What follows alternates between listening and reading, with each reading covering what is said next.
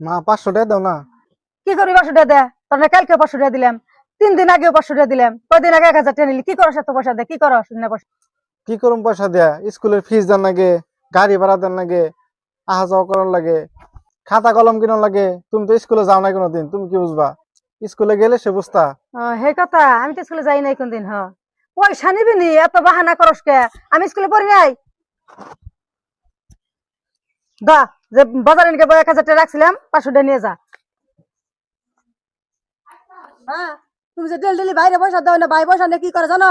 বন্ধু বান্ধব নিয়ে আড্ডা মারে। স্কুলের খরচ বলে লাগে, আমি স্কুলে পড়ি নাই, কোনটা বুঝি নাই না কইলো। তুমি দেখো গা, যাও। অনেক পয়সা নিয়ে না যায় যাও, বন্ধু বান্ধব নিয়ে আড্ডা মারতাছে। নুসে যাই দেখি। তুমি যাও, কোনে দেখো গা, ওই জমরা বান্ধে। আমি গেতাছি দেখি। ওই ভাই তো পয়সা নিয়ে পয়সা নিয়েছো কি ফাংশনে জানাবো না হ্যাঁ, আজকে? নিয়েছি আজকে 500 টাকা। আজকে ফাংশনে জানাবো। হ্যাঁ, ফাংশন আজকে কিন্তু বড়ি ফাংশন খাইতেছি। একদম পুরে। হ্যাঁ, এটা স্কুল। তারা বলে স্কুলের পয়সা লাগে। দেখছো অবস্থা? হ্যাঁ, এনে বলে স্কুল। স্কুলের কথা কয় কে? এদিন 500 টাকা, ওদিন 1000 টাকা, ওদিন 500 টাকা। পয়সা নিয়ে থাকে আর কয় আমি স্কুলে যাই। স্কুলে এটা নাকি ওটা নাকি, আমি স্কুলে পড়ি না, কত কিছু কইলো আমার।